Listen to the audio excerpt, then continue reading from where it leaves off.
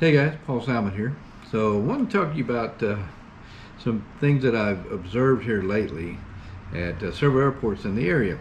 And that is people taking off with a significant tailwind. Beyond me, these guys are in airplanes and they're taking off with sometimes a fairly significant tailwind. And this is all a bad idea. You know, some people think that airline crashes, airplane crashes, helicopter crashes are always a result of some spectacular occurrence where an engine falls off, like on one in Chicago on the airliner where the engine fell off, or something blows up, or the rotor comes off, or something spectacular for that.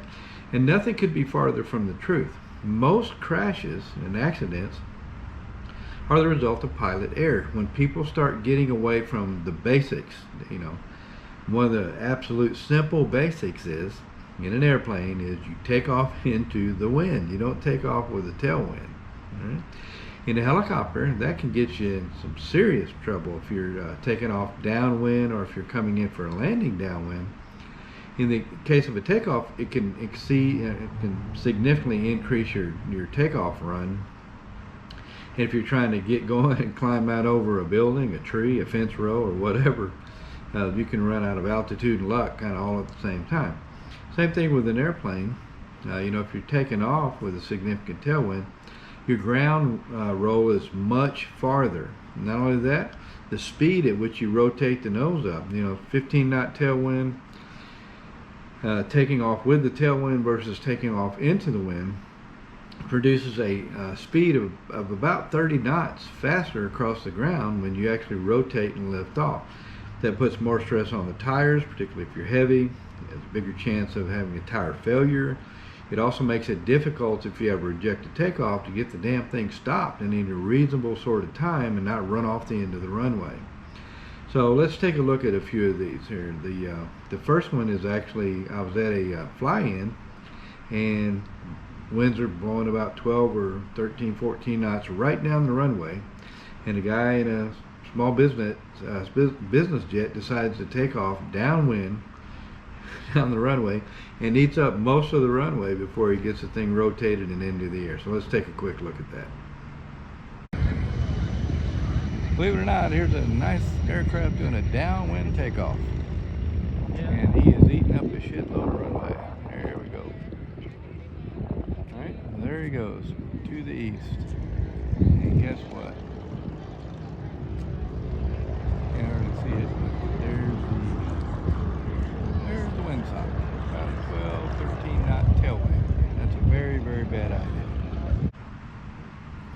Okay, the second one, I was at Perryville and I had soloed a student in a gyroplane and had him coming in on runway 20 because the winds were right down the runway at about 15 knots or so.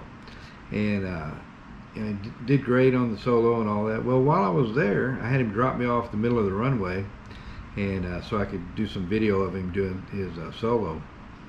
And then after he completed his solo work and was taxiing back in, he taxied off the runway. Another jet comes out and takes off, and they decide to take off the wrong way, downwind, down the runway, and they ate up the entire runway before that thing rotated and they got it into the air. So again, let's take a look at that one as well.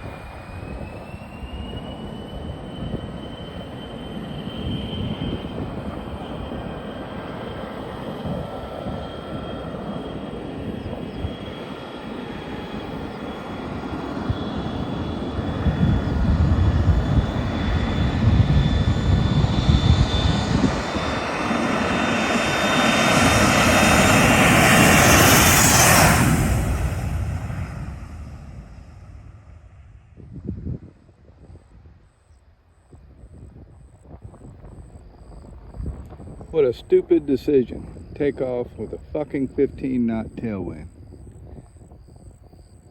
Just goes to show you, just because you got a lot of experience doesn't mean you're not going to make a stupid ass mistake.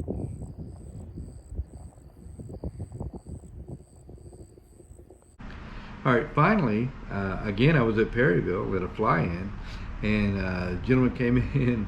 I don't know who it was. He didn't make it to the ramp. It was a training airplane, obviously, low-wing Piper.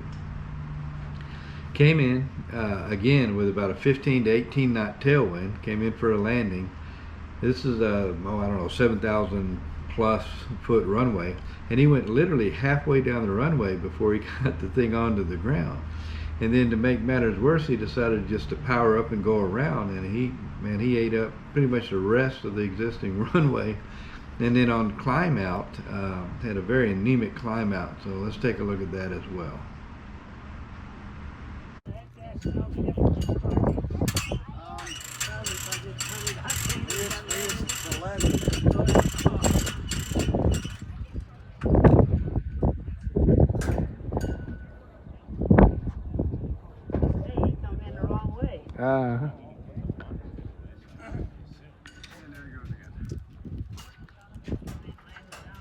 Yeah, that might hold five.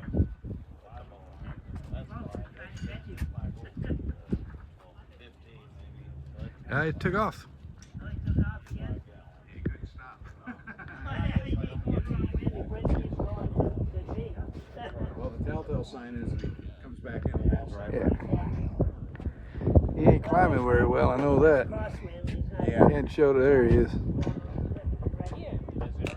So that's what you call a downwind landing, and then an abortive landing to takeoff. So you do one bad thing and then add a second one to it. Did he get fuel?